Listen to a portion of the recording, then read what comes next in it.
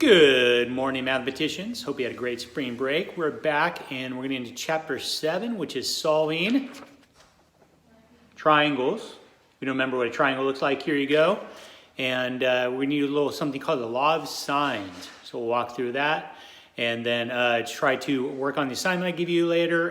Then tomorrow, Tuesday, let me know by email if you have any questions you want me to go over. And we'll make sure to do that on Wednesday before we move on with the law of sines. Today's stuff's pretty mellow. And then tomorrow, or Wednesday rather, it gets a little trickier, so we've got to be careful. All right? So first off, just a reminder that when we say solve a triangle, we're meaning find all the sides on the triangle, how long each side is, and find all the angle measures.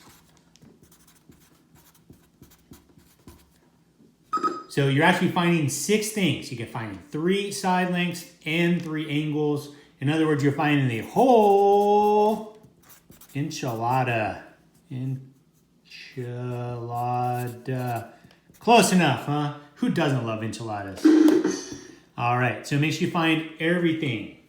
Also, before we get into the law of sines, just a reminder, stuff we've been using a lot in trigonometry so far, like SOHCAHTOA, Pythagorean theorem. These only work when it's a right triangle. All right? We're going to be doing triangles that maybe are acute triangles or obtuse triangles. All right? But this stuff only works on right triangles. So don't try using Pythagorean theorem on an obtuse triangle, for example.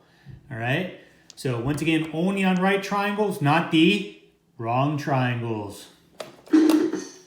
So law of sines is actually pretty easy. All you do is, if you have any side you want in a triangle, all right, if you take this side length and divide it by the angle across from it, that will give you the same ratio for any other side and angle on the triangle. I call it a side angle pair. Just a reminder that for notation-wise, when you're talking about triangles, this is geometry kind of stuff. Remember, lowercase letters, we use those for side lengths. And then uppercase letters, we use this for angles. So please keep that straight. All right, so here's an example of how to use law of sines. All right, so we're asked to solve triangle FGH. Now you might remember the formulas we just looked at here had A, B, and C. Your book's going to do that a lot. They're going to use A, B, and C for the angles and the side lengths. Just a reminder, these doesn't have to have those letters, okay? So in this case here, they give us a bunch of information. You know what I would do first? That's right, everybody. Draw a picture. All right, so we got triangle, FGH. Once again, capital letters for the angles. You might say, oh, Mr. Conley, no, look at 101 degrees. That's obtuse. Who cares, all right? Even if it's obtuse, at least get this information on your picture there. So we got angle F, we got angle G, and of course, lowercase, side B. Come on, Conley, amateur. Say side G, and remember, if that's side G, that is across from angle G. All right, now before we do anything, we'll talk more about this on Wednesday, but if you remember back to geometry when you were doing like triangles, congruency, like SSS, AAS, that kind of stuff, don't worry, we're not going to be doing 2 column proofs, all right? I know it scared a couple of you guys out there, sorry. But think about the information they gave us here. Notice here, we have 2 angles and a side. So if you remember back to the geometry, this would be an angle, side situation. All right, remember not ASA, but AAS, because the side is not between the 2 angles there. So angle, side, not ASA. We're going to talk more about that on Wednesday, but kind of think about when they give you the information here, what kind of situation you have, all right? But anyways, I can use a lot of sines. And the key is, I have an angle and the side across from it. Once again, I call that an angle side pair. So if you got an angle side pair, you're in business for the law of sines. And once again, the law of sines said, take any side length, divide by the sine and the angle across from it. You're going to get the same ratio each time. You say, oh, but we don't have A, B, and C. Oh, who cares? All right. Take the side length. I know 27.4 is across from angle G, so I'll put that with sine of 32 degrees. And that will equal the side of any other angle on the triangle. any other side on the triangle. So like, oh, I know angle F, so maybe I'll find a side F here. I can match that up with 101 degrees. All right, once again, side F would be across from angle F. And we just get a nice handy little equation to solve. So if I multiply the sine to the other side here,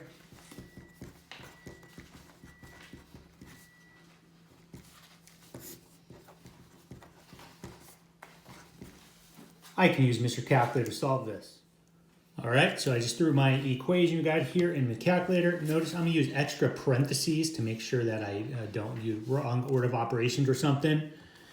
All right, also double check your calculator, make sure it's in degree mode, and we're gonna be using degrees for most of these instead of radians. I know you're really disappointed about that. But once you got a Mr. Calculator here, all right, we got about what, 50.8. We'll probably usually go to the nearest tenth for side lengths here. So now I know side F. All right, so I'll throw in my picture here.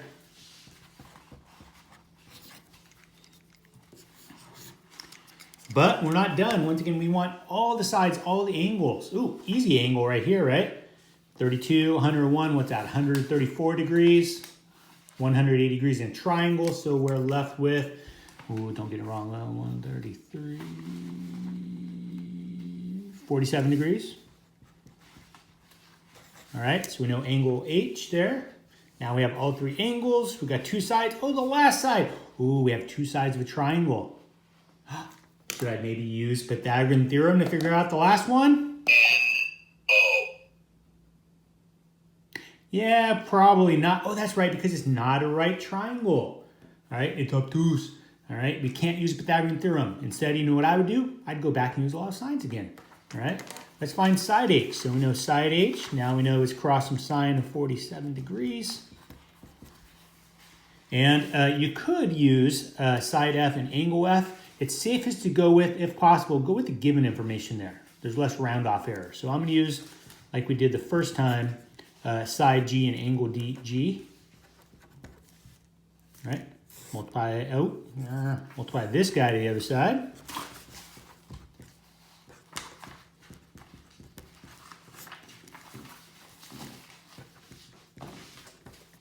And who's going to do all this work? That's right, Mr. Calculator. All right, so I typed my equation in here. It's trying to 27 sine 47 degrees, sine 32 degrees. Once again, use extra parentheses. About 37.3.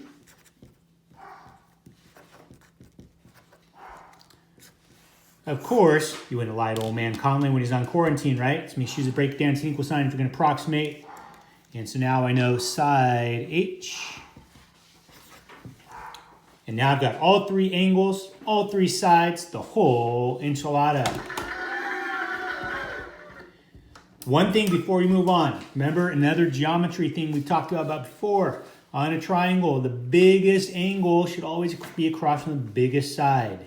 Oh yeah, big side's 50.8, biggest angle. There you go. Remember, smallest angle, across from the smallest side. Medium side, medium angle, right? Remember, small fries to small Coke, medium fries, medium Coke, mucho grande fries to mucho grande Coke, right? Check that before you move on to the next problem there. Make sure nothing's messed up. All right, one last thing, guys. All right, last thing we got to talk about real quick is this has to do with a lot of sines, but there's some area formulas if you want to find out the area inside a triangle. All right, there's three formulas right here. They look different. They're really all the same thing, though. Now, somebody might say, well, I know how to find the area of a triangle, 1/2 base times height. Remember, though, if you're going to use the 1/2 base times height, the height here, in this case, we're talking about the straight up height of the triangle. These formulas work if they give you two sides of a triangle and the included angle. The included angle is the angle between the sides. Once again, geometry talk, this would be a side angle side situation. Notice the angles between the two sides we're going to use. Okay, so like here, the first one, 1/2 AB sine angle C. There'd just be side angle C there. And then once again, side A is across from angle A, side B is across from angle B. Okay, so if you know two sides of a triangle, the angle between it, you can use any of these formulas to figure out the area of a triangle. All right, so one quick example of this, easy stuff, but basically calculator stuff. All right, so if I want to find the area of triangle DEF, all right, first thing I would do is probably draw a picture. And let's put our information that we know on here. We know side D, lowercase, side D is across from angle D. We know side E, lowercase, is across from angle E.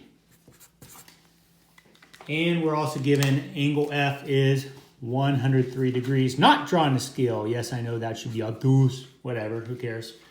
The big thing is we had a side angle side situation.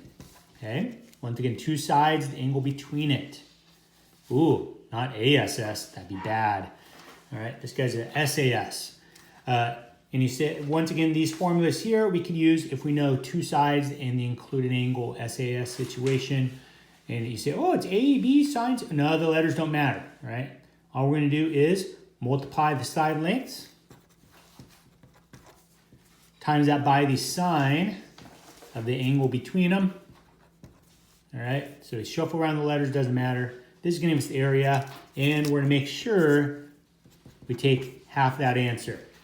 All right, so Mr. Calculator here, I already put in, we got 92 times 50 times the sine of 103.